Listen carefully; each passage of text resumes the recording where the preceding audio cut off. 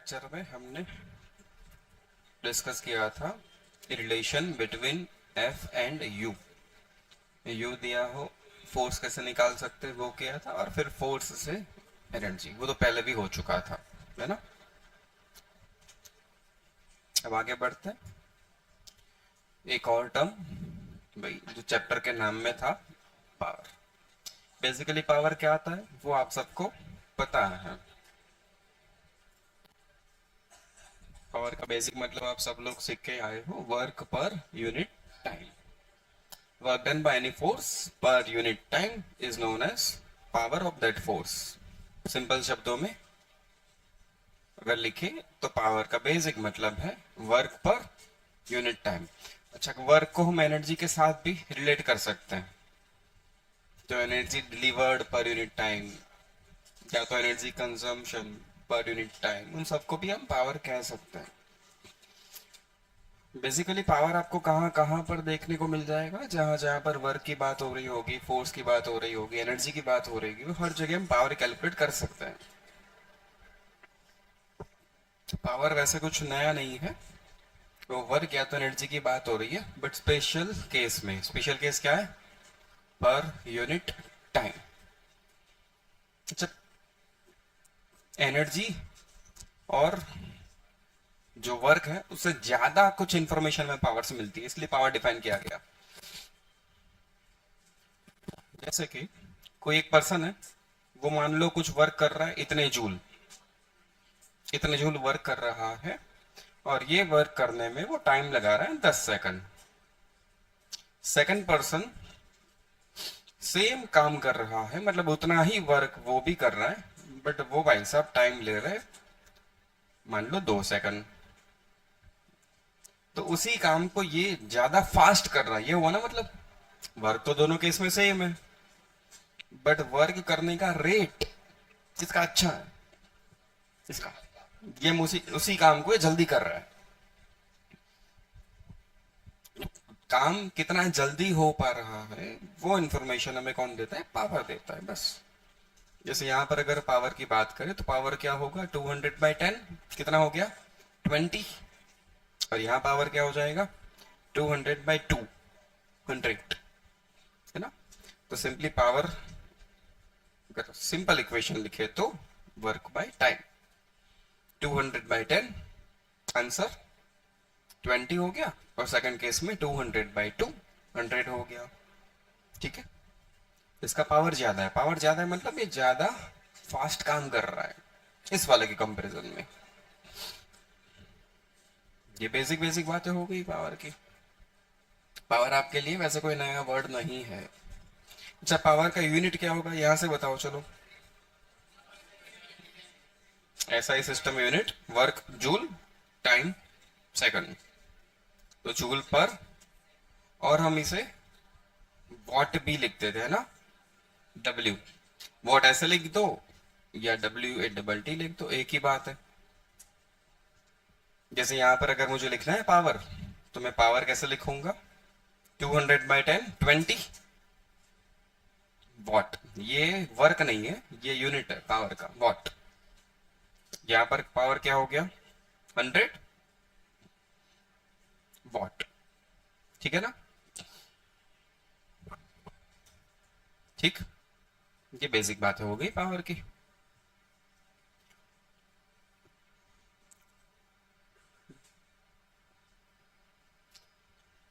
Working power में थोड़ा आगे बढ़ते हैं। आपको काइनेमेटिक्स का याद ही होगा, हमने वेलोसिटी डिफाइन करी थी, उसमें हमने वेलोसिटी पहले एवरेज वेलोसिटी की बात करी थी, एवरेज के बाद हम किस पे आए थे, इंस्टेंटेनियस, याद है। एवरेज के लिए हम क्या करते थे, ऑब्जेक्ट जो पूरा डिस्प्लेसमेंट कर रहा है वो total displacement divided by time taken, ये तो करते थे। और इंस्टेंटेनियस के लिए क्या करते थे, उस पूरे डिस्प्लेसमेंट को हम छोटे से पार्ट में तोड़ देते थे, छोटा डिस्प्लेसमेंट dx, और उतने छोटे डिस्प्लेसमेंट के लिए टाइम dt, तो dx/dt वो हो जाता था इंस्टेंटेनियस वेलोसिटी, याद है। तो 11th में हम फिजिकल क्वांटिटीज को ऐसे डिफाइन करते हैं, जैसे हमने वेलोसिटी को डिफाइन किया था, सेम वे हम पावर को भी डिफाइन कर सकते हैं। कि मान लो कोई पर्सन है या कोई भी मशीन है, या कोई भी डिवाइस है वो टोटल वर्क कर रहा है डेल्टा डब्ल्यू कितने टाइम में, तो टाइम टेकन या तो टाइम इंटरवल मान लो डेल्टा टी। तो यहां पर जब टाइम इंटरवल की बात हो तो हमेशा कौन सी वैल्यू मिलती है हमें, एवरेज वैल्यू। पता है, पहले सुन लिया, पहले भी कर लिया, सुन लिया क्या। तो ये क्या होगा, average power delta W by delta T. फिर एवरेज से हम इंस्टेंटेनियस पर कैसे आते थे, छोटे से टाइम इंटरवल के लिए बात करते थे dt। वो कहानी याद है पूरी, आप 10 मिनट तक चल रहे हो बट उसमें से कुछ स्पेसिफिक टाइम पे आपको वेलोसिटी पूछी जाए तो हम क्या करते थे, एक छोटा सा टाइम इंटरवल लेते थे dt। उतने छोटे से टाइम इंटरवल में ऑब्जेक्ट dx जितना चल रहा है तो dx बाई dt वो उस पर्टिकुलर टाइम की वेलोसिटी हो गई इंस्टेंटेनियस। ऐसा ही काम यहाँ पर है, बट मैथमेटिकली इसको कैसे लिखते थे, लिमिट लेना है ना, by taking limit delta t tends to zero. Average से क्या बन जाएगा ये, इंस्टेंटेनियस पावर p, डेल्टा हो जाएगा d small work, delta T हो जाएगा dt dw बाई dt, वो हो गया instantaneous power.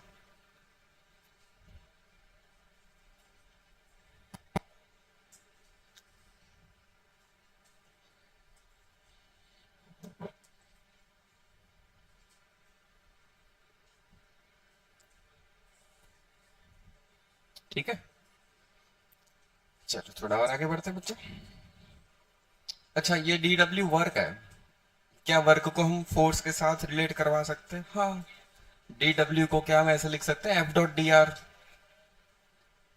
dw small work, f dot D R, D R small displacement. तो ये इक्वेशन हमें ऐसा कुछ दिखेगा, पावर होता है dw बाई dt, dw को लिखे तो f dot D R, D R by dt क्या होता है, D R by dt velocity, तो ये हो गया f डॉट v। तो एक और इक्वेशन फोर्स के फॉर्म में, f डॉट v।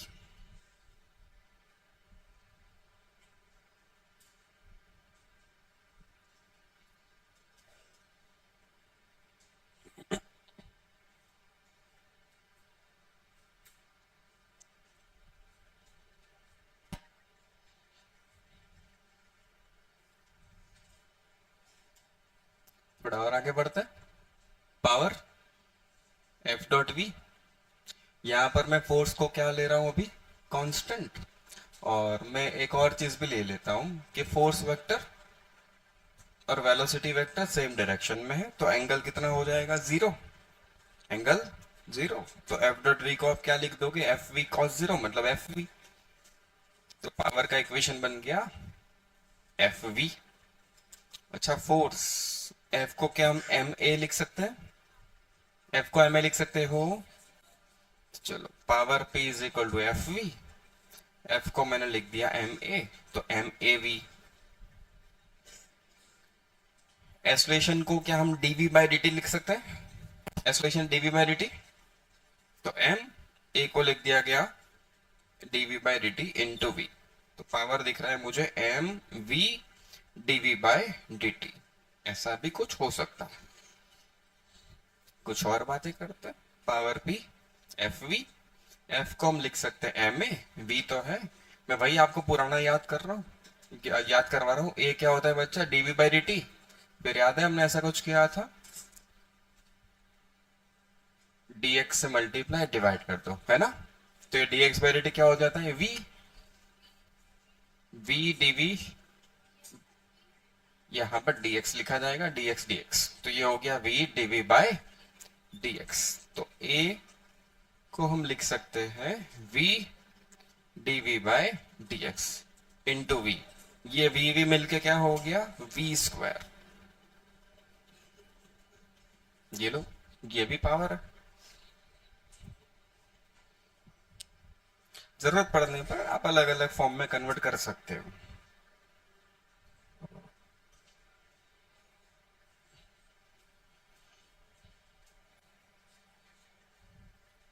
ये कब यूज करना चाहिए? जब मुझे वेलोसिटी का इक्वेशन टाइम के साथ दिया हो। डीवी बाई डी आप कब निकाल पाओगे? जब वेलोसिटी आपको टाइम के साथ पता हो। डीवी बाई डी एक्स कब आप निकाल सकते हो? जब वेलोसिटी किसका फंक्शन हो? एक्स का। काइनेमेटिक्स याद है आपको, वेलोसिटी टाइम का फंक्शन भी हो सकता है, वेलोसिटी के एक्स का फंक्शन भी हो सकता है। तो जब वेलोसिटी टाइम का फंक्शन है तो ये लगा लो, जब वेलोसिटी एक्स का फंक्शन है तो ये काम कर लो।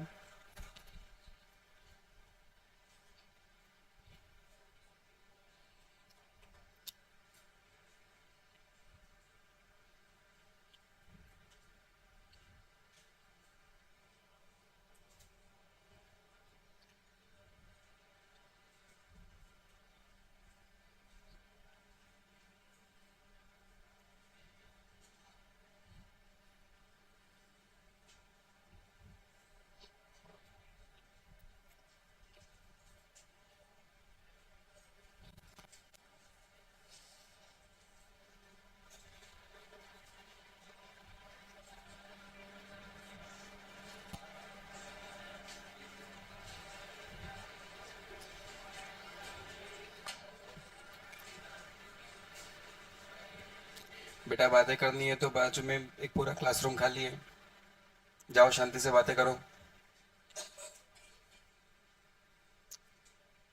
लेक्चर खत्म हो जाए उसके बाद आ जाना क्लास में वापस, ठीक है?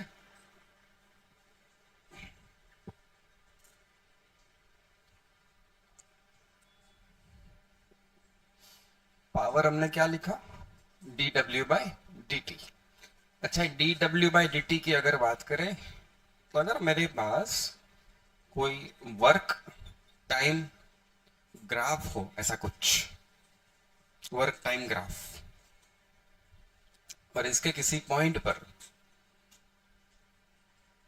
टी टाइम पर मुझे पावर पूछा गया हो, तो D W by D T मुझे दिख रहा है इस लाइन का स्लोप, है ना? सही है। तो इन डब्ल्यू टी ग्राफ किसी एक पॉइंट पर अगर आप स्लोप बना दोगे तो वो क्या हो जाएगा? आपका स्लोप निकाल लोगे तो वो क्या बन जाएगा? पावर बन जाएगा। अरे यही सारी बातें काइनेमेटिक्स में हुआ करती थी, वेलोसिटी एक्सलेशन के लिए वही बात है, मैं पावर वर्क के लिए कर रहा हूँ, कुछ नया नहीं कर रहा।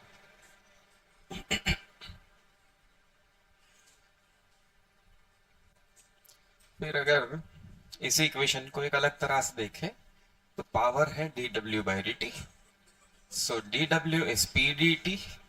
अगर मैं इसको दोनों साइड इंटीग्रेट कर दूं, so integration D W integration P D T, D W का इंटीग्रेशन मान लो हो गया टोटल वर्क, तो ये मुझे दिख रहा है ऐसा कुछ, इंटीग्रेशन पी डी टी। अब ये कौन है उसको समझने के लिए वापस एक ग्राफ की मैं बात करता हूँ, रैंडम ग्राफ ले रहे हैं, मान लो पीटी ग्राफ है, पावर टाइम ग्राफ, ऐसा कुछ है। कोई भी रैंडम ग्राफ ले लेते हैं, टाइम t1 से लेके t2 तक है। तो इसका मतलब क्या है? ये ग्राफिकल फॉर्म में कुछ इंफॉर्मेशन दी है, तो इसका मतलब क्या होता है? आपने t1 से t2 के बीच में एक छोटा सा टाइम ले लिया, इतना dt जितना, ये रहा वो dt टाइम, बहुत छोटा टाइम लिया हमने, ये रहा इतना सा छोटा सा टाइम dt। ये टाइम उतना छोटा है कि इतने से छोटे से टाइम के लिए आप p को कांस्टेंट मान सकते हो। तो p की वैल्यू ये है और ये dt है, तो p इंटू डी टी क्या बन जाएगा? इतना एरिया बन जाएगा, शेडेड रीजन का एरिया। और उसको आप इंटीग्रेट कर दोगे तो वो क्या मिल जाएगा हमें? Total area. t1 से t2 तक इंटीग्रेट कर लो तो वो आपका हो गया टोटल एरिया। तो ये बेसिकली क्या है? ये है एरिया अंडर पीटी ग्राफ। वहां से हम वर्क भी निकाल सकते हैं। और कभी आपको अगर काइनेटिक एनर्जी के लिए बातें पूछी जाए तो वर्क को आप डेल्टा के भी लिख सकते हो, ठीक है ना?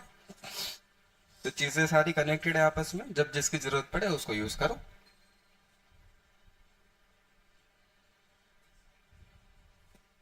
ऐसा नहीं होता।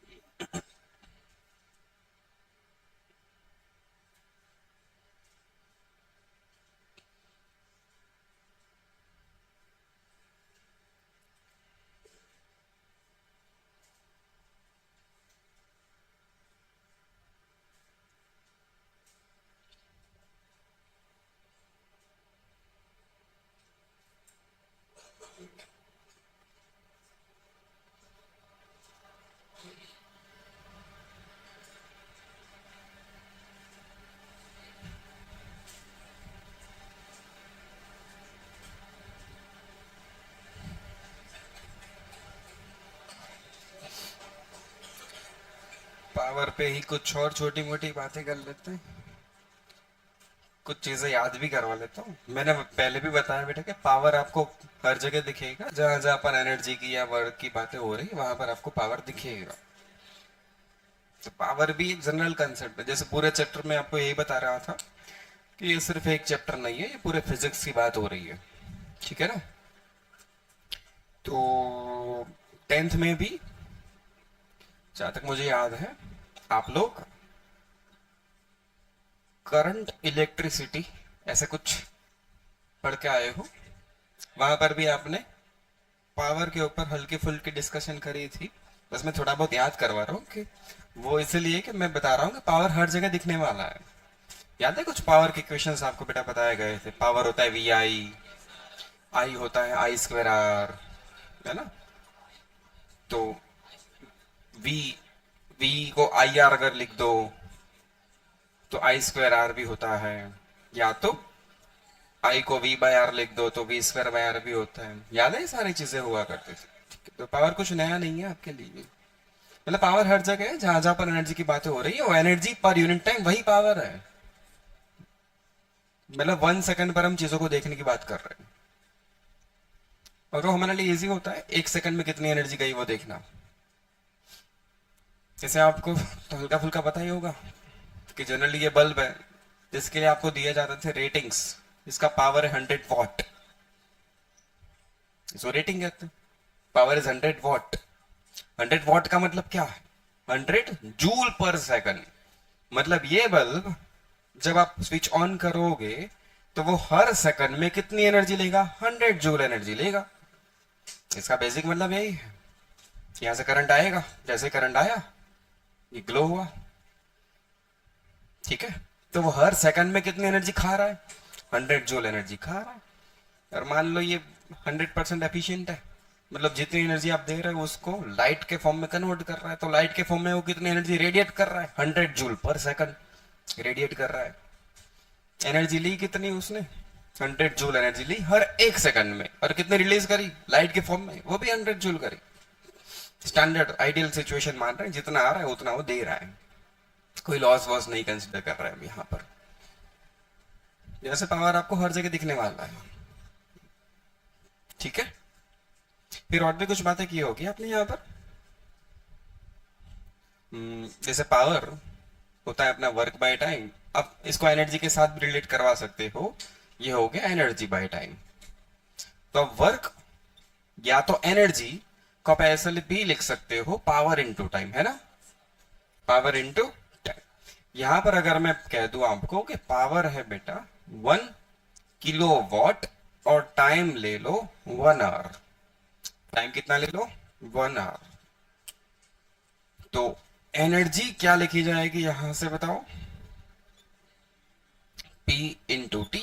P की वैल्यू 1 किलोवाट एंड टाइम की वैल्यू 1 आवर। तो ये हो गया 1 इंटू 1 1 किलोवाट आवर। तो ये किलोवाट आवर किसका यूनिट है? ये किसका यूनिट है? Unit of energy. कहां से पावर हो गया? ये क्या है? एनर्जी है। किलोवाट आवर एनर्जी का यूनिट है। इलेक्ट्रिसिटी में हम एनर्जी का यूनिट बनाते हैं ऐसे। 11th में जब स्टार्ट किया था तो सबसे पहले ही हमने यूनिट सिस्टम की बातें करी थी। हम एक यूनिट सिस्टम से दूसरे यूनिट सिस्टम में जा सकते हैं। तो इलेक्ट्रिसिटी के लिए एक नई यूनिट सिस्टम डेवलप करी गई है एनर्जी के लिए। उस न्यू यूनिट सिस्टम के अकॉर्डिंग एक नया यूनिट बनाया गया एनर्जी का। वो क्या है? Kilowatt hour.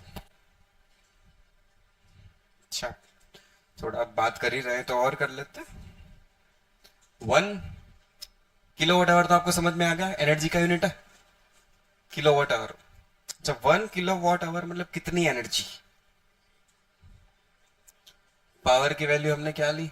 1 किलोवाट। इसको जूल में लिखो तो 1 किलो जूल पर सेकंड। अरे वॉट मतलब जूल पर सेकंड यार। मतलब ये जो भी डिवाइस होगा वो 10⁻³ जूल, 1000 जूल एनर्जी ले रहा है हर एक सेकंड में। कितनी एनर्जी खा रहा है? 1000 जूल एनर्जी ले रहा है कितने टाइम में? हर एक सेकंड में। एंड टाइम भी क्या लिया था हमने? 1 आवर। मतलब कितने सेकंड्स? इतने सेकंड। तो कितनी एनर्जी आपने दी उस डिवाइस को? 1 किलोवाट आवर। वैल्यू प्लेस कर दो, kilowatt 1000 joule per second into time 1 hour, 3600 second. Second तो गया,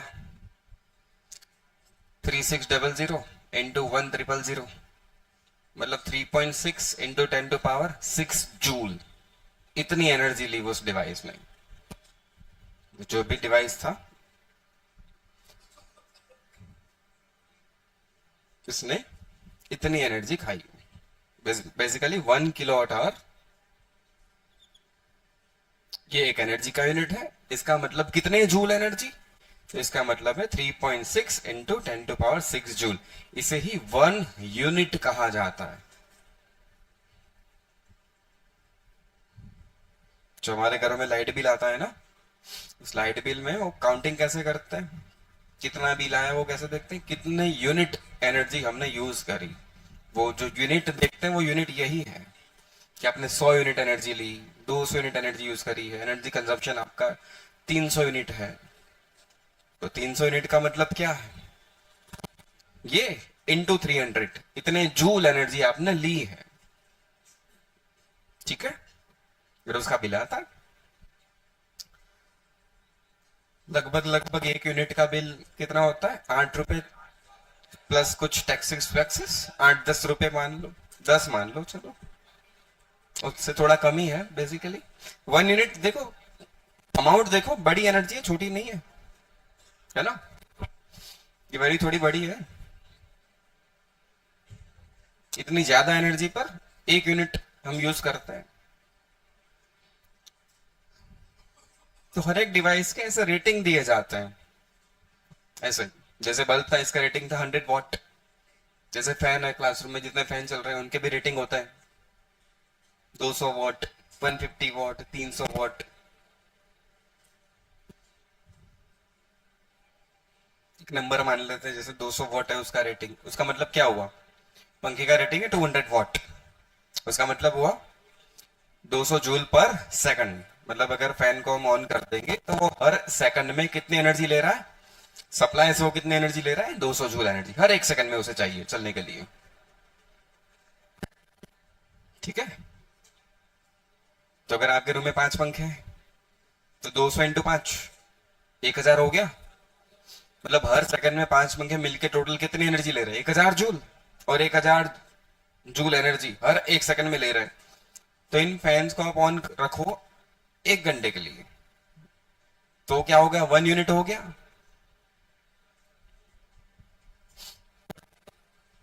1 किलोवाट 1000 वॉट हो गया।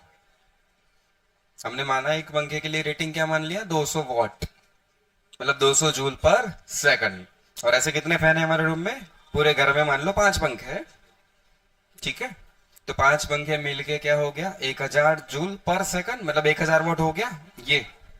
और वो चल रहे कितने टाइम तक? 1 घंटे तक।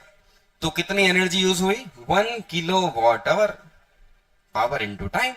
मतलब आपने कितना कंजम्पशन कर लिया? 1 यूनिट एनर्जी आपने ली सप्लाई से। तो वो फैन अगर 1 घंटे तक चलेंगे, पांचों पंखे, तो लगभग लगभग बिल अपना कितना आने वाला है? 8 रुपए आने वाला है। ठीक है, पूरे दिन में अगर आप उनको चला लो 10 घंटे तक, पांचों फैन, कभी एक चल रहा है कभी दूसरा चल रहा है, ऑन एन एवरेज मान लेते हैं पांचों 5 पंखे पूरे दिन में 24 घंटों में से 10 घंटे चले। कभी एक बंद है कभी दो बंद है, ऐसा होता है। ऑन एन एवरेज मान लो 10 घंटे चले 5 पंखे, तो मोटा मोटा पंखों का बिल कितना आ जाएगा आपका? 10 घंटे तक चले 8 रुपए 1 घंटे का बिल आ रहा था, 80 रुपीज आ गया। तो बस जो बिल आ रहा है वो एक्चुअली वही है कि आपने कितनी एनर्जी ली इनटू चार्ज पर यूनिट। ठीक है,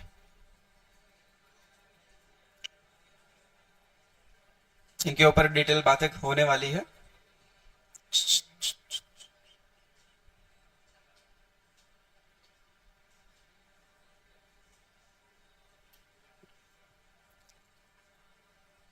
करंट इलेक्ट्रिसिटी 12th में आने वाला है, तो पावर पे और ज्यादा बातें होने ही वाली है।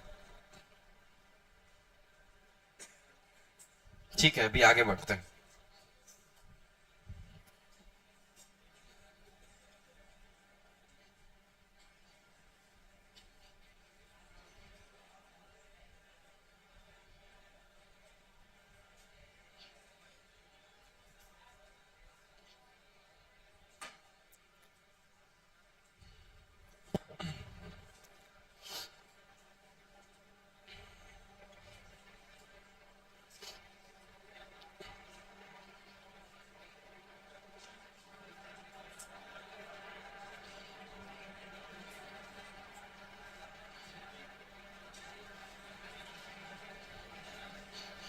Three T square plus 2t, question 1, 0 second से 3 सेकंड के लिए एवरेज पावर बताओ। एंड क्वेश्चन 2, 2 सेकंड के लिए इंस्टेंटेनियस पावर की वैल्यू बताओ।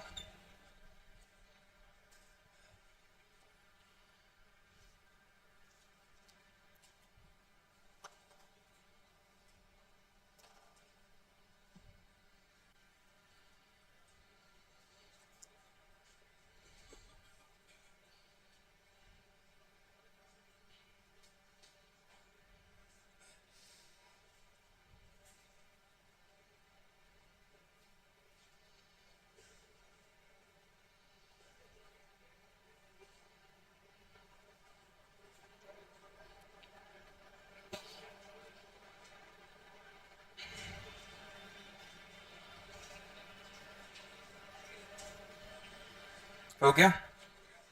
चल, एवरेज पावर होगा अपना delta W by delta T, delta W W2 minus W1 delta T, T2 minus T1। T2 की वैल्यू 3 सेकंड, T1 की वैल्यू 0। W2 W1 हमें निकालना पड़ेगा, वो यहां से ला सकते हैं। इसे T1 कह दो, इसे T2 कह दो 3 सेकंड को। चलो यहां से at T1 is equal to 0 second, W1 क्या होगा? 0 होगा, है ना। एंड यहीं से at T2 is equal to 3 second, W2 3 into 3 square plus 2 into 3। ये कितना आ गया? ये 27 प्लस 6 33 जूल। W2 की वैल्यू, आंसर 11 वॉट। ये एक हो गया। सेकंड, 2 सेकंड के लिए इंस्टेंटेनियस पावर पूछा था। Instantaneous D W by D T, D by D T of W. W का इक्वेशन टाइम के फॉर्म में है अपने पास, डिफरेंशिएट कर लो। 6t plus 2 at T is equal to 2 second, 6 into 2 plus 2 14 what.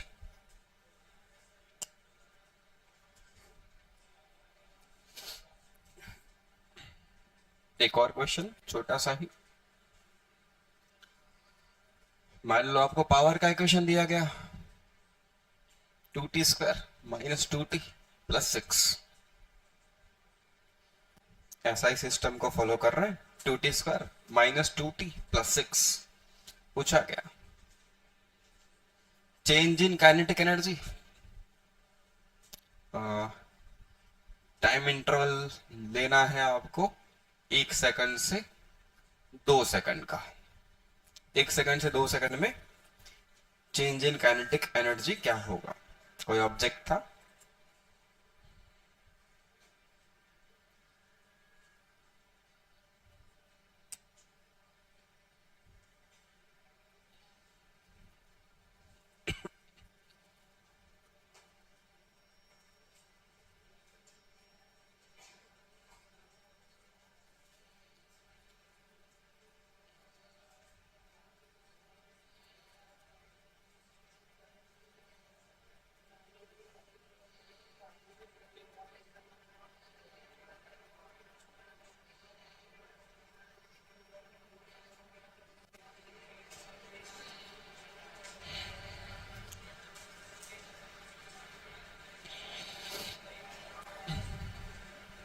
अब ये कौन सा इक्वेशन है अपने पास, पीटी, पावर का रिलेशन टाइम के साथ। Change in kinetic energy delta K, sorry, change in kinetic energy delta K किसके बराबर होता है, वर्क। मतलब इनडायरेक्टली वो मुझे क्या पूछ रहे हैं, वर्क ही तो पूछ रहे हैं। Delta K is equal to W, W क्या होता है, इंटीग्रेशन पी डी टी होता है। टाइम की वैल्यू लिमिट कहां से कहां तक जा रही है, 1 से 2, 1 से 2, 1 से लेके 2, P 2t² minus 2t plus 6, 2t³ by 3 minus 2t² by 2 plus 6t, limit 1 से लेके 2 तक, 2 minus 2² plus 6 × 2 minus 2/3 minus 1 plus 6, जो बच गया वो आपका आंसर है इन जूल।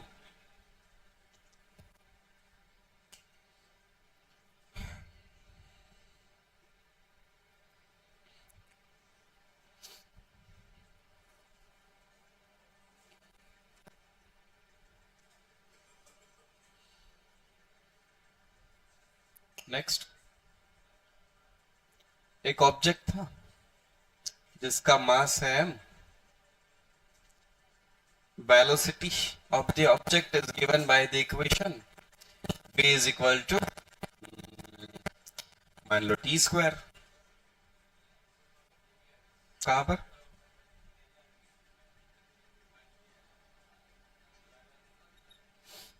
ठीक है, वेलोसिटी का इक्वेशन दिया गया v is equal to t², पूछा गया power deliver to the object क्या होगा।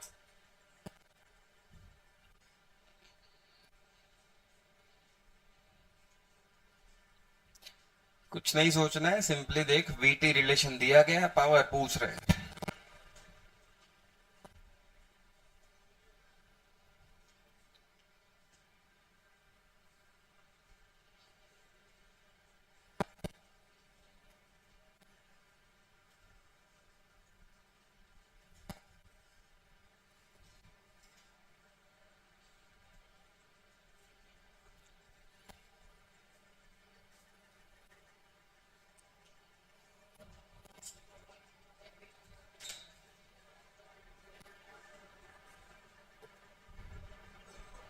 बोलो, आंसर बोलो।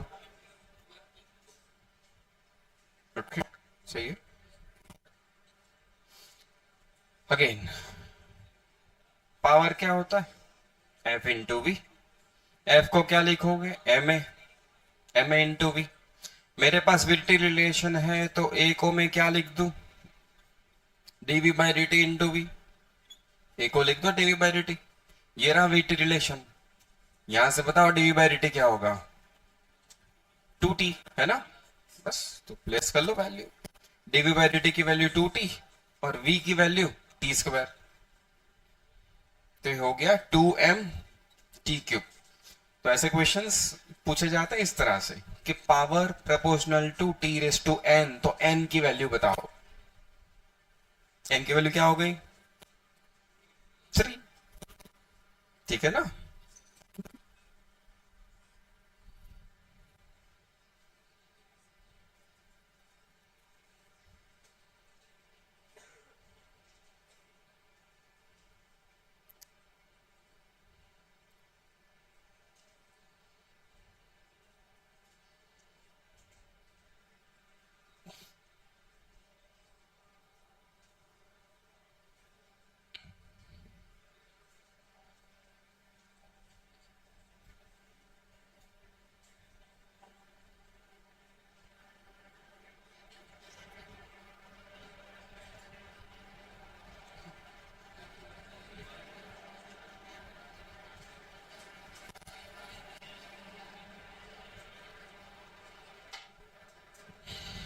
चलो आगे बढ़ते।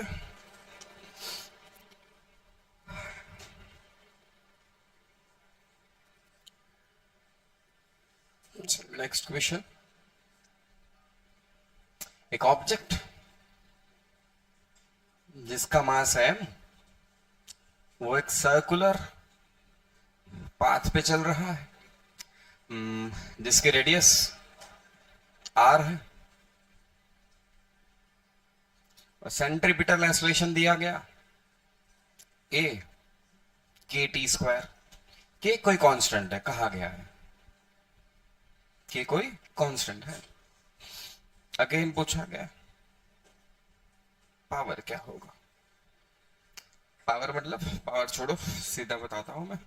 ऑप्शंस देखोगे तो आपको पावर का रिलेशन टाइम के साथ दिया होगा, मतलब पीटी इक्वेशन की बात हो रही है। वही से टाइप का question, power proportional to T की पावर क्या।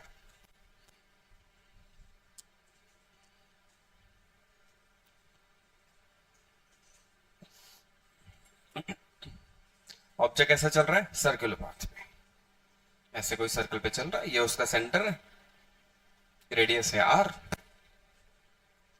अच्छा, आपको इसका मतलब बेसिकली पता है, सेंट्रीपिटल एक्सेलरेशन इक्वेशन भी जानते हो बेटा आप, ए सी इक्वेशन क्या होता है, वी स्क्वायर बाय आर। और यहां पर इसकी वैल्यू क्या गिवन है, के टी स्क्वायर, मतलब वो value A C V square by R. A C की वैल्यू यहां क्या दी गई है, K T square is equal to V square by R. Basically again आपको इनडायरेक्टली क्या दिया गया, V T relation, V T relation दिया और क्या, क्या बस पावर टाइम इक्वेशन। वहां पर भी क्या दिया था मैंने, वीटी रिलेशन। यहां पर भी वीटी रिलेशन ने दिया है, बट रिलेशन डायरेक्ट नहीं दिया था, इनडायरेक्टली दिया था आपको।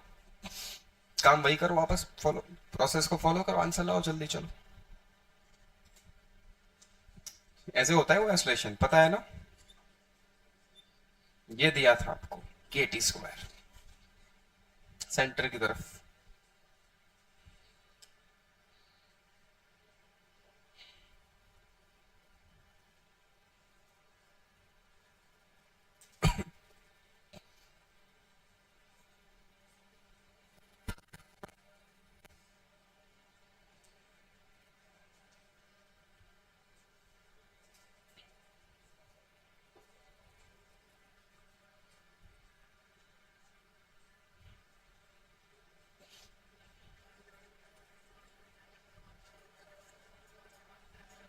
हो गया।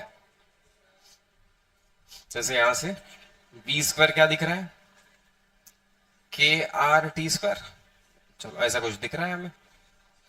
और पावर पूछा गया है, पावर क्या होगा, वापस चलो, एफ इंटू वी। एफ को क्या लिख दोगे, M A into V. A को क्या लिख दो, DV by D T into V. यहां से इसको डिफ्रेंशिएट करो, डिफ्रेंशिएट करो तो वी स्क्वायर क्या हो जाएगा, टू वी। वी का होगा डीवी बाई डी टी। के पड़ा रहेगा, आर पड़ा रहेगा, टी स्क्वायर का क्या हो गया, टू टी। ये टू टू तो गया, तो V DV by D T मुझे मिल रहा है के आर टी। चलो वैल्यू प्लेस करते हैं, देख डायरेक्ट वैल्यू मिल गई मुझे तो, पूरे की पूरे की वैल्यू मिल गई सीधी हमें, K R T M K R T. चलो इसको देख के समझ में आ गया, power is directly proportional to time.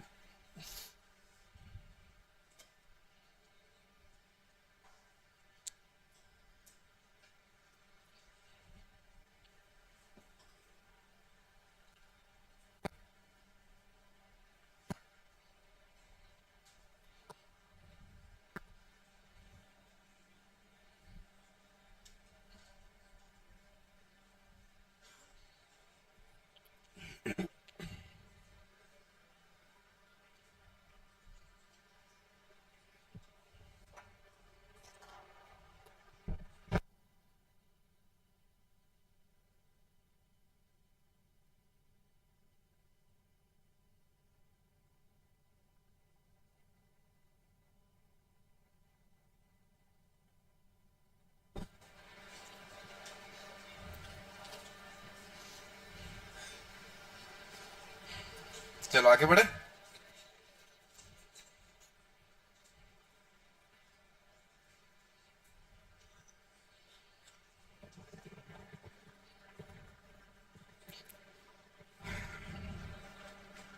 चलो एक और क्वेश्चन लेते हैं। ये रोड, ये कार,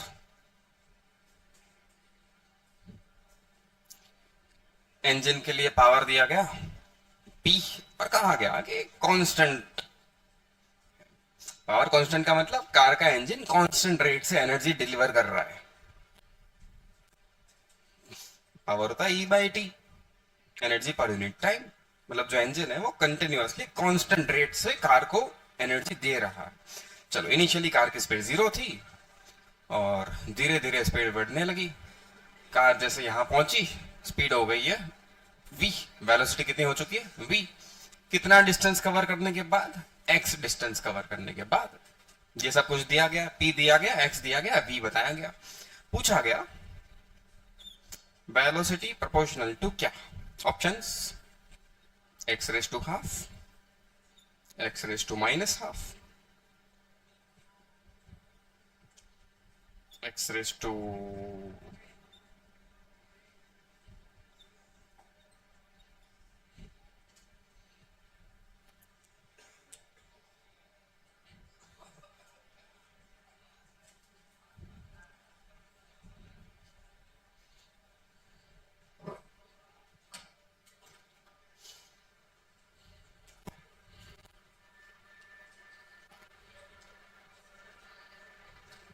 दिल्ली।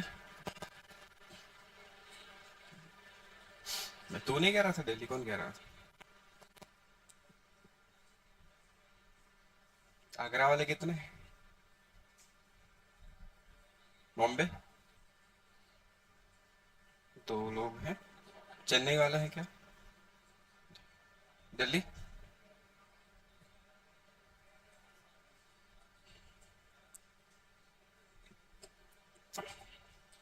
ठीक को कुछ काम तो करो, बाद में बोलो Agra Delhi Bombay.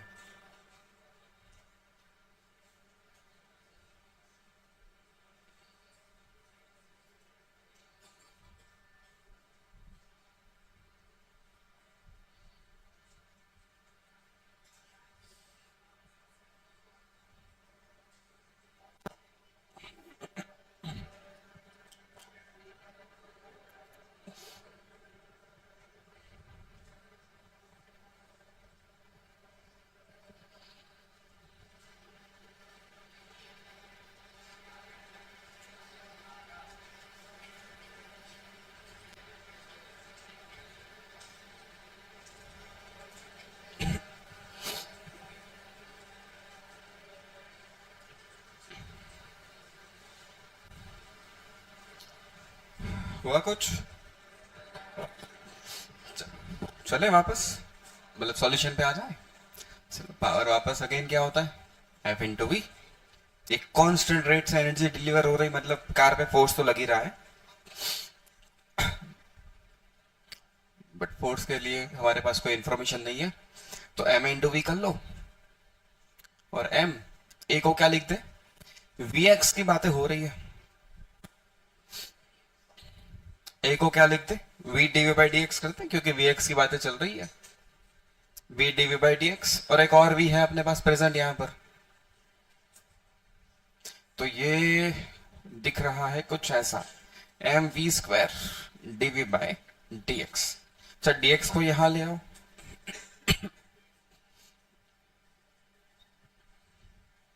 M V square DV. इसका मतलब ये हुआ कि कार जब चल रही थी तब वो dx जितना छोटा सा डिस्प्लेसमेंट करने पर उसकी वेलोसिटी dv जितनी चेंज हो रही है। चलते चलते dx जितने छोटे से डिस्प्लेसमेंट में स्पीड कितनी चेंज हुई है, dv के बराबर। इंटीग्रेट कर दो फिर इसे,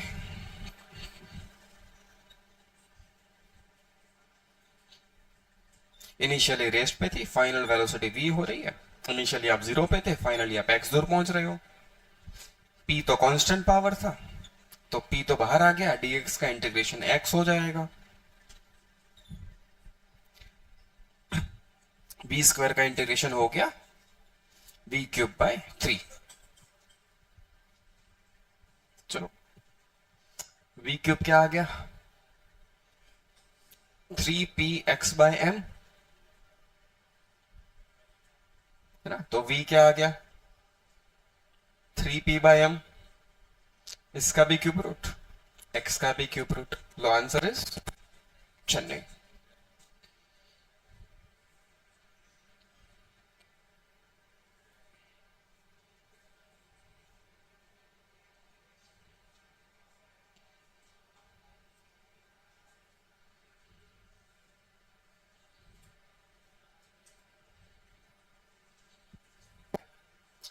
अच्छा, पावर के लिए एक यूनिट क्या था, यूनिट की बात करते हैं वापस।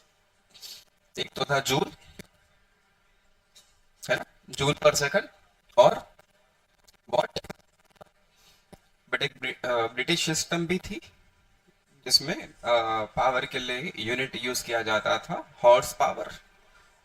पहले भी सुना होगा आपने, 1 HP क्या होता है, इतने वॉट, मतलब 746 जूल पर सेकंड। और एक यूनिट और हमने याद रखा है,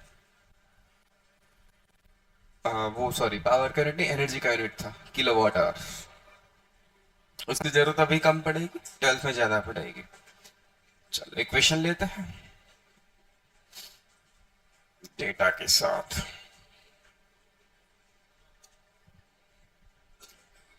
ये ग्राउंड,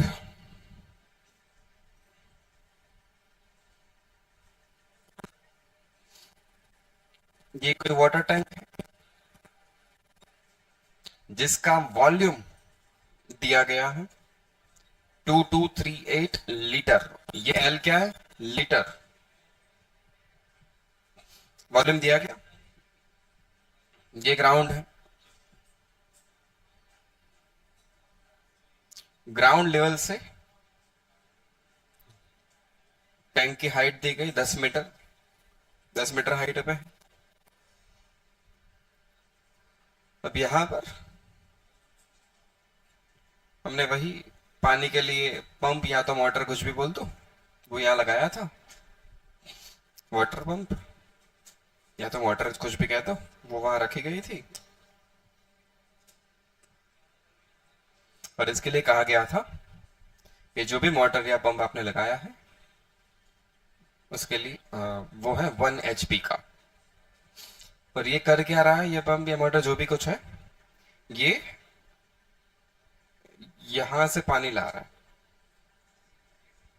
वाटर लेवल ग्राउंड से 20 मीटर नीचे था।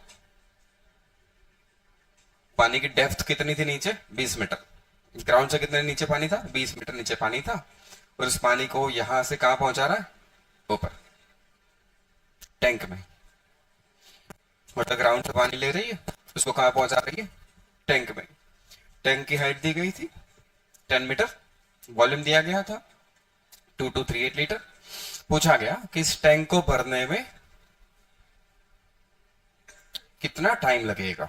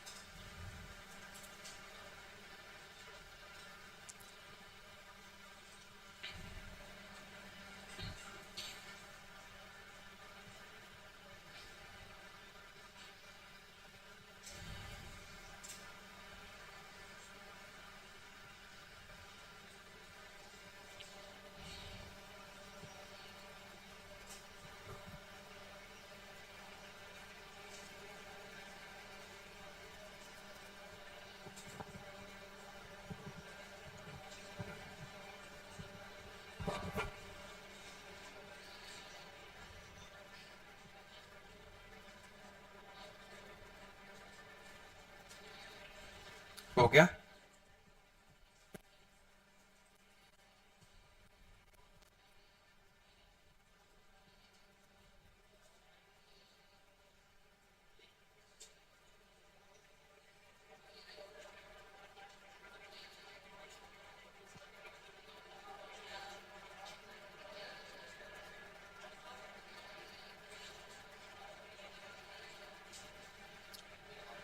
चलो आओ करते हैं। सही है। पानी टोटल कितना ऊपर जा रहा है? हाइट 30 मीटर ऊपर जा रहा है। यहां पर जहां पानी पहले था वहां पर अगर हम उसकी एनर्जी जीरो मान ले तो यहां पर कितनी एनर्जी आ गई? एम जी एच के बराबर। एच ऊपर गया, टोटल कितना ऊपर गया? वो 30 मीटर ऊपर गया।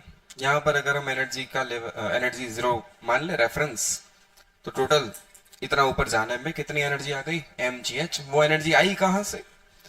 मोटर से। इसने पानी को उठाया, पानी पे कुछ काम हुआ, वर्क हुआ और पानी ऊपर तक गया, तो इतनी एनर्जी यहां से आई है, एम जी एच एनर्जी। तो पावर बेसिकली क्या होता है? वर्क बाय टाइम, या तो we can say energy by time. कितनी एनर्जी मिली? Simply M G H energy मिली। कितने टाइम में? टी टाइम में। तो बस टाइम क्या हो गया? M G H by power. Mass, अब यहां पूरी टैंक आपको फुल करनी है तो मास को क्या लिखोगे? Rho density into volume. Water density क्या होती है? स्टैंडर्ड डेटा क्या? वन नहीं, वन होती है ग्राम पर सेंटीमीटर क्यूब में। तो वो हो जाएगी 10⁻³ के जी पर मीटर क्यूब। वन तो होती है ग्राम पर सेंटीमीटर क्यूब में, 10⁻³ के जी पर मीटर क्यूब। और वॉल्यूम कितना दिया गया? 2238 लीटर। ये लीटर में, मतलब ये हो जाएगा 2238 लीटर में नहीं चलेगा, हमें तो मीटर क्यूब में चाहिए। तो इसको कर लो 10⁻³ मीटर क्यूब। प्लीज ध्यान रहे, यूनिट कन्वर्ट करने में गड़बड़ मत करना। 2238 10⁻³ ये हो गया मीटर क्यूब। मीटर क्यूब गया, मास आ गया 2238 केजी। मास की वैल्यू 2238, जी की वैल्यू 10, 8 30 मीटर, पावर 1 एचपी, ये हो गया 746 वॉट। तो ये ले लो 746। ये आंसर आ रहा है लगभग इतने सेकंड, मतलब ऑलमोस्ट 15 मिनट।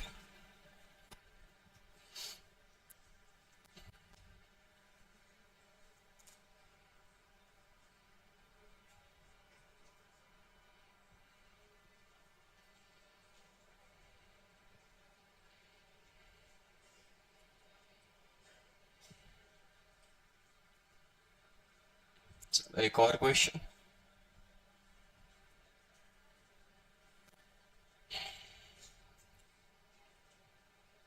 हो गया इतना कॉपी?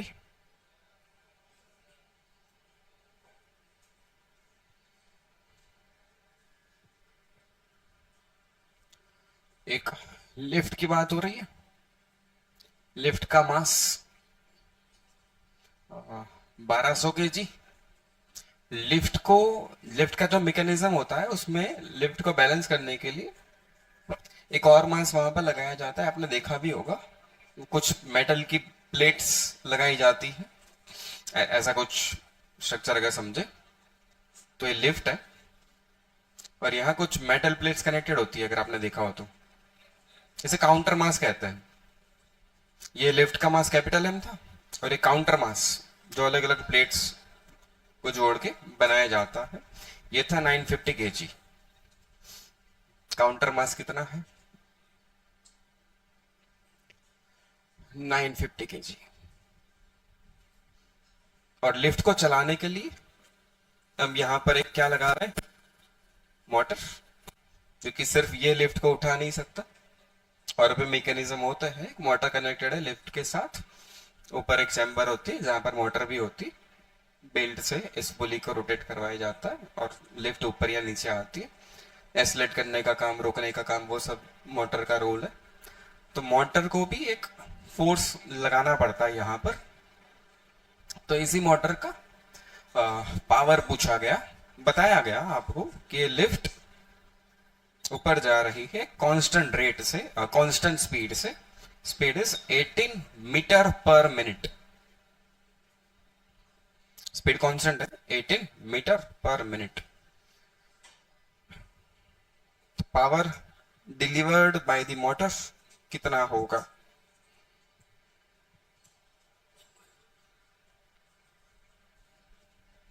पावर कितने एचपी होगा? चलो एचपी में निकालना है। Power delivered by the motor in HP.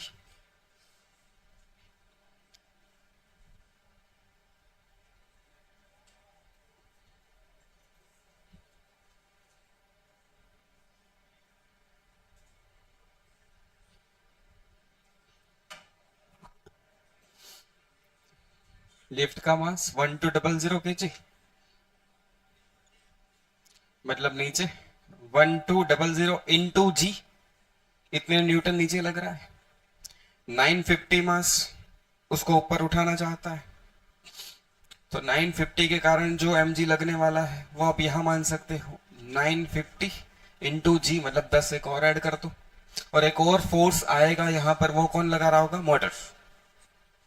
जो लिफ्ट का मैकेनिज्म है वो भी एक फोर्स लगा रहा है, एफ। मतलब अपनी मोटर एक और एक्स्ट्रा फोर्स जनरेट करेगी, एफ, जिसके कारण ये लिफ्ट ऊपर जाएगी। अब लिफ्ट जो ऊपर जा रही है उसकी वेलोसिटी कांस्टेंट है। वेलोसिटी कांस्टेंट होने का मतलब लिफ्ट पे नेट फोर्स का जीरो हो जाना, तभी तो वेलोसिटी कांस्टेंट कहोगे। नेट फोर्स जीरो हो जाना मतलब 9500 plus F is equal to 1200 into zero. टिचुक टिचुक टिचुक टिचुक, तो एफ कितना हुआ? ऐसा नहीं कर सकते। क्या कर रहे हो? बोलो फोर्स कितना है? चलिए बोलो कितना?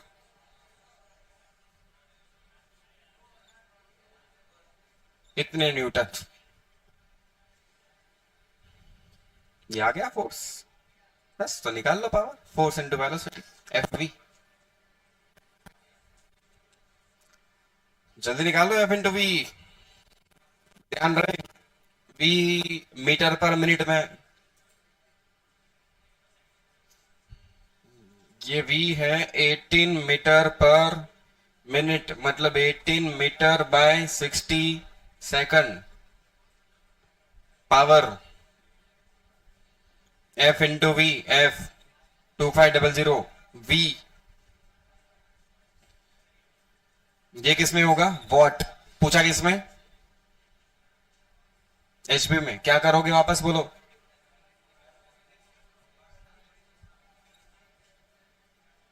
क्या करोगे जल्दी बोलो?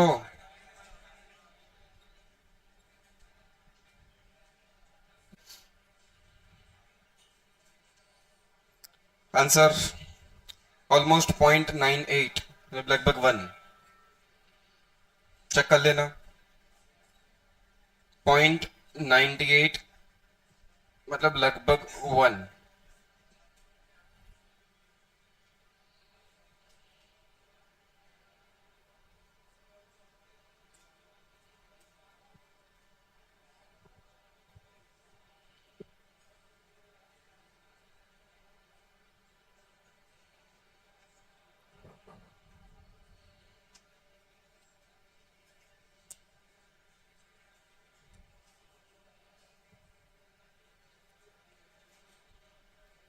नेक्स्ट,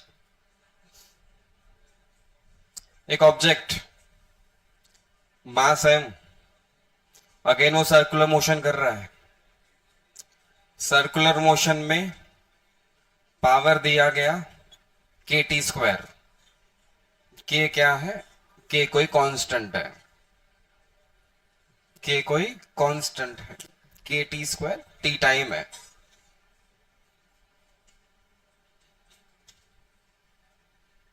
ये जो दिया गया वो है इंस्टेंटेनियस पावर। किसी टी टाइम पर पावर ऐसे वेरी हो रहा है टाइम के साथ।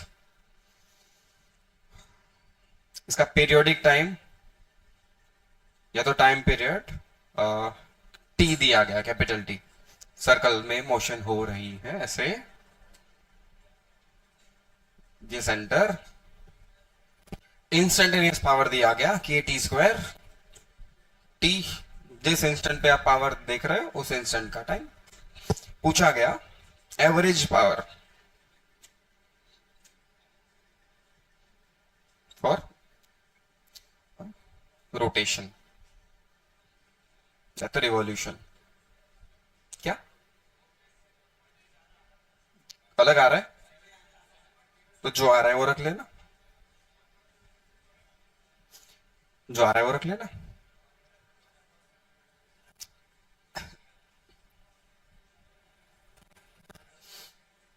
ऑब्जेक्ट मास है, सर्कुलर मोशन में वो चल रहा है।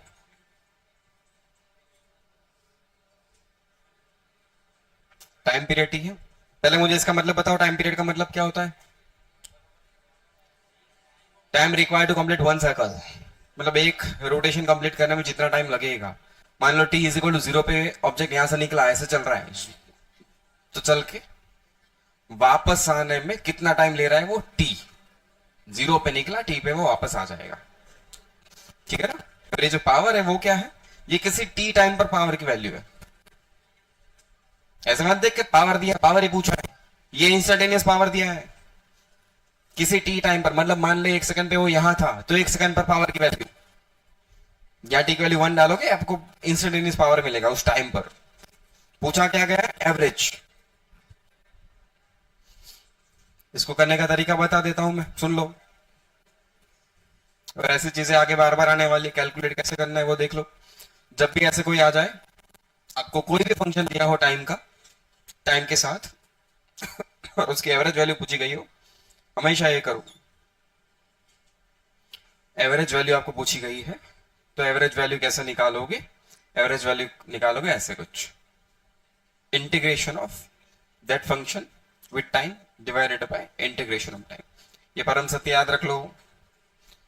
जहां से जहां पर आपको पूछी गई है 0 से कैपिटल टी, मतलब 1 साइकिल के लिए पूछी है, तो इंटीग्रेशन की लिमिट आप 0 से कैपिटल टी तक प्लेस कर दो।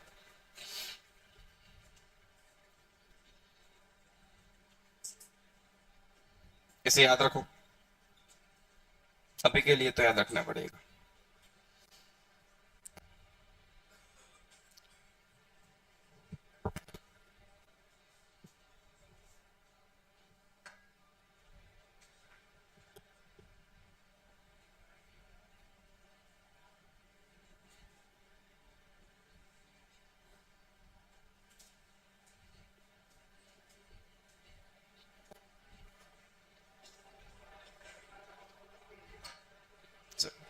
जैसे यहां पर फंक्शन कौन था अपना? पावर। इसकी एवरेज वैल्यू लानी थी, पावर की एवरेज वैल्यू। फंक्शन कोई भी हो सकता है, यहां पावर की एवरेज वैल्यू लानी थी, तो एवरेज वैल्यू मतलब यहां पर मुझे चाहिए average power. Integration of that function मतलब integration of P D T divided by integration D T. कहां से कहां तक की बात हो रही? एक रोटेशन पर। एक रोटेशन मतलब कितना टाइम लगेगा एक रोटेशन में? 0 से टी। तो लिमिट कहां से कहां तक प्लेस कर दोगे? 0 से टी, 0 से टी। पी की वैल्यू के टी स्क्वायर, इंटीग्रेशन के टी स्क्वायर डी टी, 0 से टी। डी टी का इंटीग्रेशन क्या हो जाएगा? टी, लिमिट 0 से टी। के तो कांस्टेंट है, कहां गया है? टी स्क्वायर का इंटीग्रेशन, जल्दी बोलो। टी क्यूब बाय 3, लिमिट 0 से टी, और ये क्या हो गया? टी। के बाय 3 टी क्यूब, और ये क्या आ गया? टी। आंसर 1/3 के टी स्क्वायर।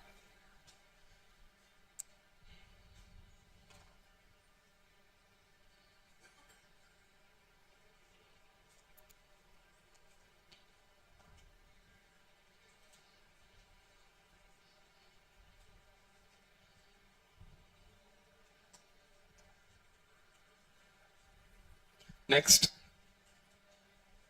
एक पर्सन था, एक पत्थर यहां पड़ा था जिसका मास था मान लो 5 किलो। कितना मास? 5 kg। और ये क्या कर रहा है? इस पत्थर को उठाया और फिर फेंका। कितना ऊपर उठा लिया इसने? तो इस भाई साहब ने इसको 2 मीटर ऊपर उठा लिया और 2 मीटर बाद इसको स्पीड दी, मान लेते हैं 5 मीटर पर सेकंड की। 2 मीटर उठा के 5 मीटर पर सेकंड की स्पीड से पत्थर को फेंक दिया, और इतना करने में जो टाइम लिया उसने वो तो 5 सेकंड का, 5 सेकंड का टाइम लिया। सो पावर पूछा गया पर्सन का।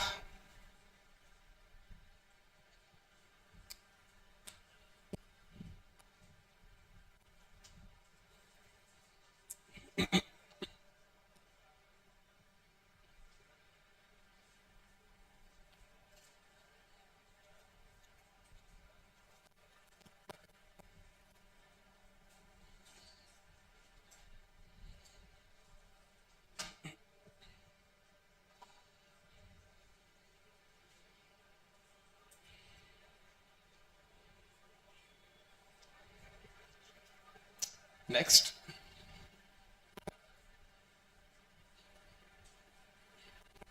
एक ट्रेन, ट्रेन का मास दिया 2.05 इंटू 10⁶ kg। इंजन से ट्रेन को एक फोर्स लग रहा है, और फोर्स लगने से इसकी स्पीड जो पहले 5 मीटर पर सेकंड थी यहां पर v0, वो हो गई यहां पर v 25 metre per second,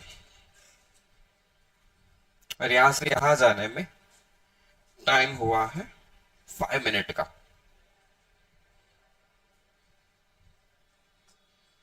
so power of the engine कितने किलो वाट? चलो यहां आ जाओ। यहां पर ये शांति से पड़ा था तो इसके पास टोटल एनर्जी बोलो 0। जैसे इसने उठाया 2 मीटर ऊपर, कौन सी एनर्जी आ गई? mgh। थ्रो भी कर रहे हैं स्पीड के साथ, तो और कौन सी एनर्जी आ गई? तो पर्सन ने जो टोटल वर्क किया फेंकने तक, वो टोटल वर्क ऑब्जेक्ट को मिला है एनर्जी के फॉर्म में। कितना हुआ वो वर्क या तो energy? M G H plus kinetic भी एनर्जी, काइनेटिक एनर्जी भी तो दी गई, और ये वर्क बाय टाइम, यही तो होता है पावर। डिवाइड बाय टाइम करोगे आंसर आ जाएगा। सब कुछ दिया है, आंसर ले आओ। कितना? 32.5।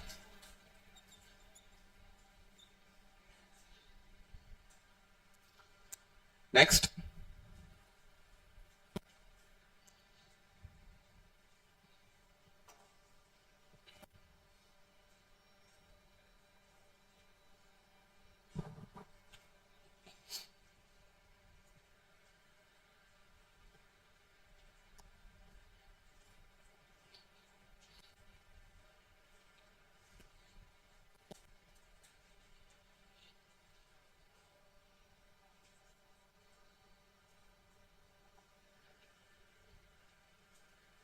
चलो नेक्स्ट क्वेश्चन।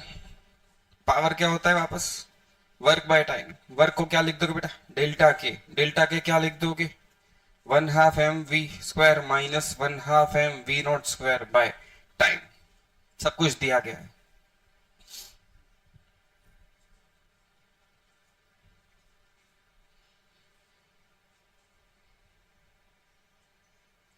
अरे सिंपल क्वेश्चन है, बट इसलिए ले रहा हूं कि कभी आ जाए तो आप कंफ्यूज ना हो जाओगे क्या पूछ रहे हैं।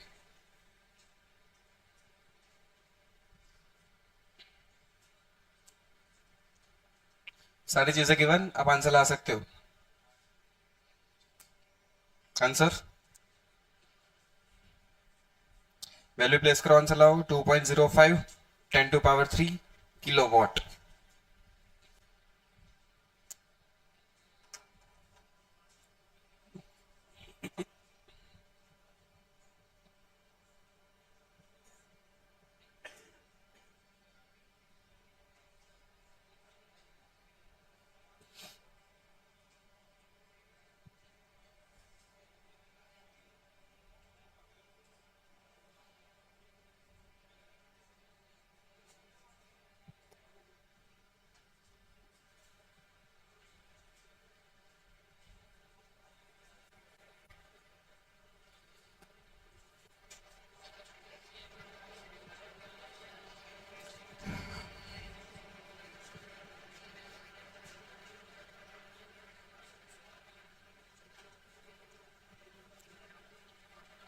चलो आगे बढ़ते हैं। कभी कभी एक और वर्ड यूज किया जाएगा यहाँ पर, एफिशिएंसी। समझ लो एफिशिएंसी का मतलब क्या है। ये कोई मोटर है, मशीन है, ट्रेन है, इंजन है, पंखा है, ट्यूबलाइट है, कुछ भी है, उसकी एफिशिएंसी का मतलब है कि उसने कितना आउटपुट दिया, कितना इनपुट लिया। आउटपुट मतलब डिलीवर्ड, इसे कह देंगे हम P out. Energy delivered per unit time या तो work done per unit time, वो अपना हो गया आउटपुट पावर। एनर्जी बोलो या तो वर्क बोल लो। Energy delivered per unit time या तो work done per unit time divided by input. जो एनर्जी उसको दी गई सिस्टम को, ये कुछ भी हो सकता है, ये कोई इंजन है, स्टीम इंजन है, मतलब उसको आप एनर्जी दे रहे हो, फिर वो वर्क कर रहा है, तो एक सेकंड में कितनी एनर्जी दी जा रही है, एक सेकंड में कितनी एनर्जी, कितना वर्क या तो कितनी एनर्जी वो हमें दे रहा है वापस। ये P output by P input. तो एफिशिएंसी हमेशा ऐसे दी जाएगी, P out by P in, percentage में लिखना है तो इनटू 100 इतने परसेंटेज। आपने मशीन को कितनी एनर्जी दी, आपको कितना आउटपुट मिला, मतलब आउटपुट बाय इनपुट इनटू 100 कर लो।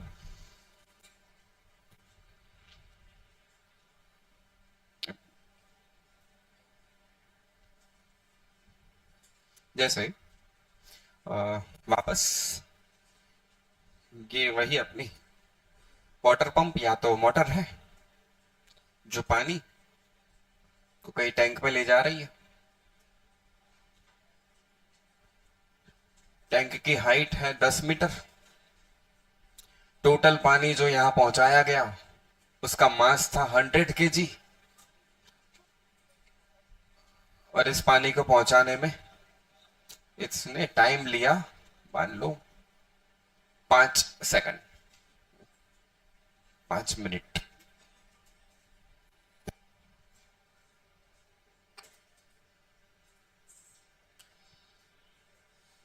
पांच मिनट का टाइम लिया, बट अब कहा गया कि इसकी एफिशिएंसी 60% है। एफिशिएंसी कितनी है इसकी, 60%। तो बताओ इतने पानी को चलाने के लिए रिक्वायर्ड पावर क्या होगा। इतने पानी को टैंक तक पहुंचाने के लिए रिक्वायर्ड पावर कितना होगा।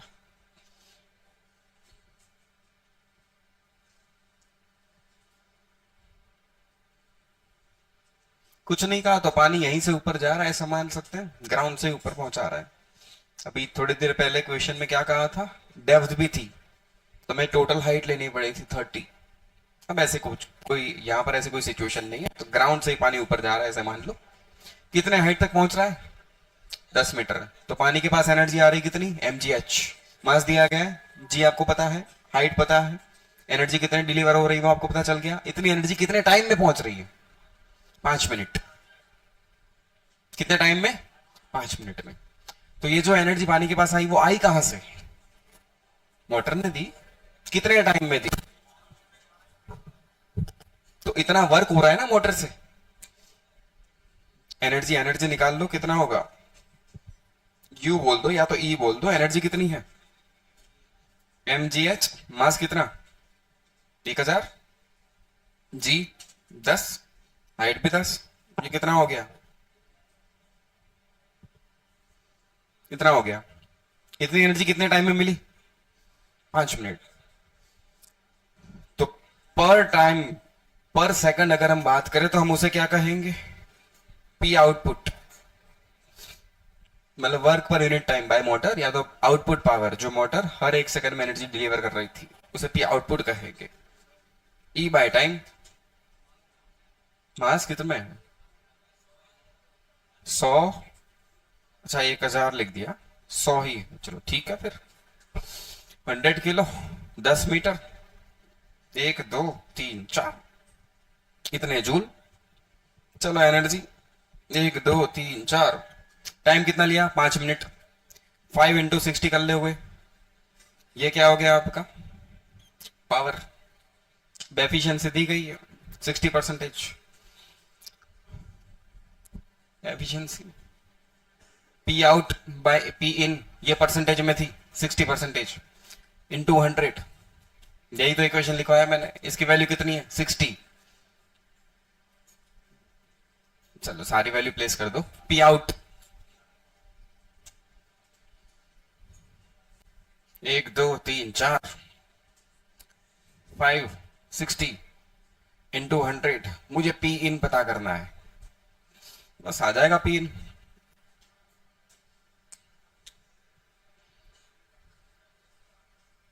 सारी चीजें पता है, पी इन आ जाएगा। अब इतने वॉट, मतलब इतने वॉट एनर्जी आपको देनी पड़ेगी, तब जाके इतना पानी ऊपर जाएगा। इतने वॉट एनर्जी पर सेकंड आपको देनी पड़ेगी इलेक्ट्रिक फॉर्म में, तब जाके इतना पानी ऊपर चढ़ पाएगा। जितना वर्क हो रहा है वो सिर्फ 60% हो रहा है, तो एनर्जी देनी पड़ेगी वो ज्यादा होगी। हाँ, जो भी आंसर आएगा वो ठीक है यार।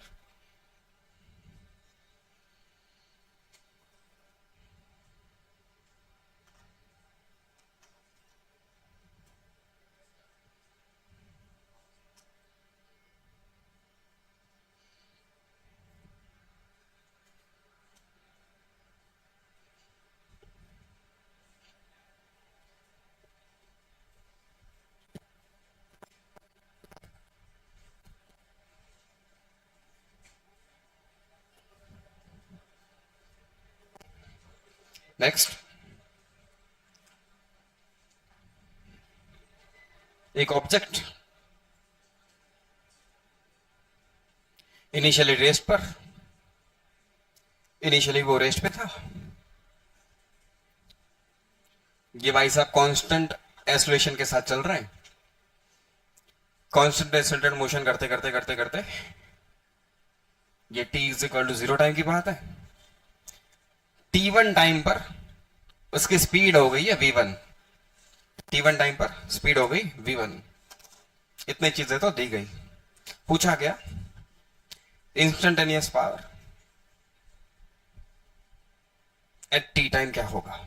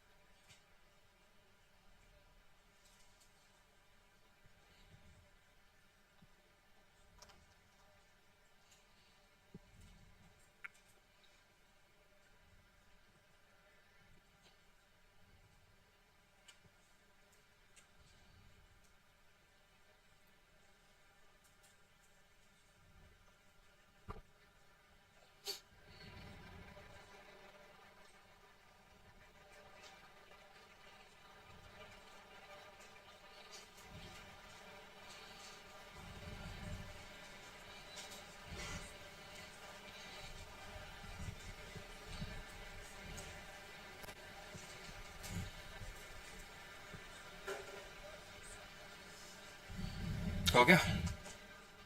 चलो, इनिशियली ऑब्जेक्ट रेस्ट पे था तो वी नॉट की वैल्यू 0 थी। फाइनल वी की वैल्यू कितनी हो रही है? v1 कितने टाइम पर? t1 टाइम पर। कितने टाइम पर? t1 टाइम पर। इतनी चीजें तो आपको दी गई है और कहा गया एक्सेलरेशन कांस्टेंट भी है। मान लेते हैं a, तो ये तो आप लगा ही सकते हो। फाइनल स्पीड v कितनी हो गई? v1 इनिशियली वो रेस्ट पे था, एक्सेलरेशन a हमने माना है। कितने टाइम पर v1 हुई थी? t1 टाइम पर। तो ऐसा कुछ आया v1 इज इक्वल टू 81। मुझे तो पूछा गया instantaneous power at t time. इस मोशन में यहां कहीं पर हम मान लेते हैं कि ये t टाइम की बात है, तब वेलोसिटी हुई है मान लो v। ये हमने माना है t टाइम पर वेलोसिटी क्या हो गई है? v। बढ़ते बढ़ते 0 से v हो चुकी है। तो अभी पावर को हम क्या लिखेंगे? F V. एफ को क्या लिख देंगे? M A V. वी तो हमने माना था टी टाइम पर वेलोसिटी। वी को हम क्या लिख सकते हैं? V not plus A T. V not तो क्या है? 0। एक्सेलरेशन को ए ही रहने दो, तो ये बन गया एम ए स्क्वायर टी। अब ए भी हमने माना हुआ था कि मान लो एक्सेलरेशन ए है, बट ए को यहां से रिप्लेस कर सकते हो। ए हो गया v1 बाई टी1, हटा दो A. v1 square by t1 square into T. ये power instantaneous power p at t time.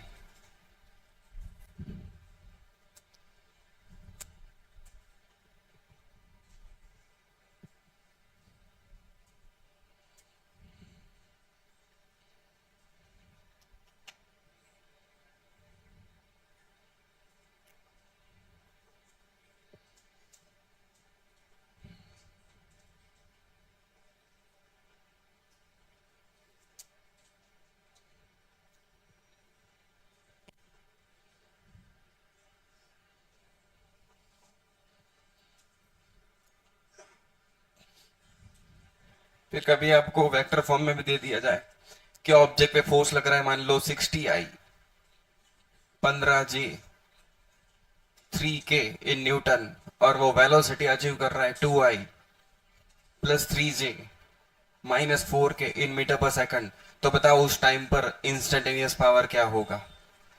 कुछ नहीं करता है। F डॉट V डॉट करना आपको आता है।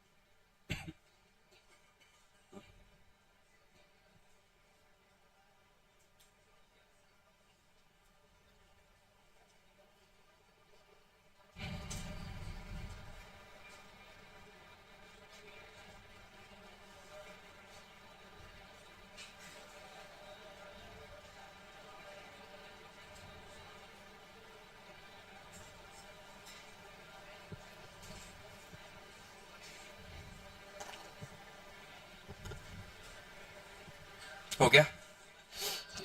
Next, object mass 1 kg, initial speed दी गई 5 metre per second at 60 degree with horizontal. मतलब इसको हमने ऐसे प्रोजेक्ट किया है, प्रोजेक्टाइल मोशन है। ये बी नॉट 60 डिग्री पर, B naught 5 metre per second at 60 degree. पूछा गया ये पे लिख दू, power of gravitational force at A, यहां पर हाईएस्ट पॉइंट पर, और ए पॉइंट पर एट ए, और सेकंड जब वो ग्राउंड पे पहुंचेगा एट बी।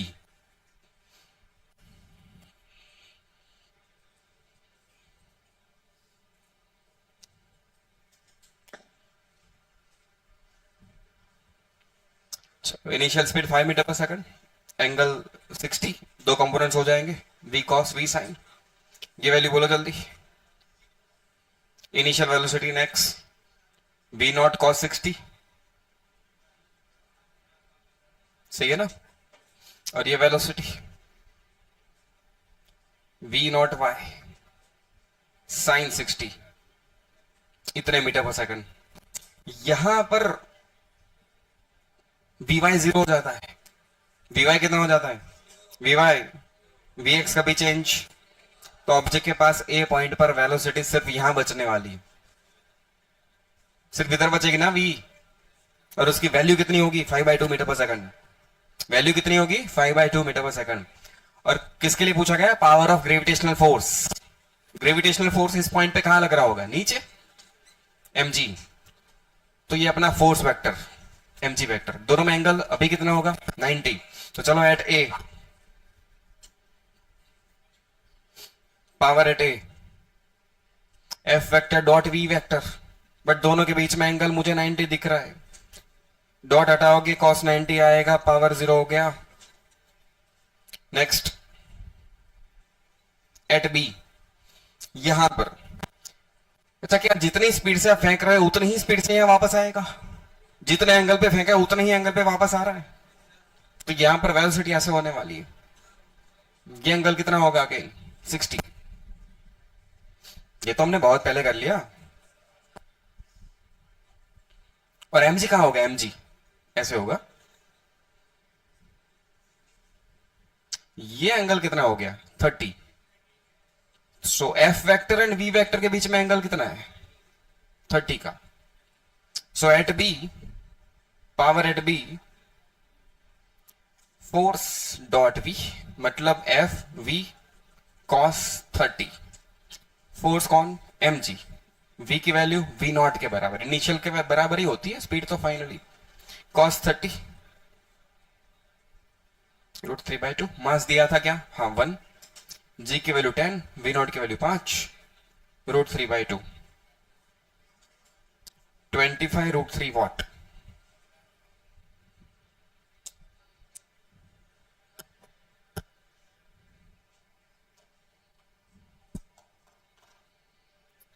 मान ग्रंथ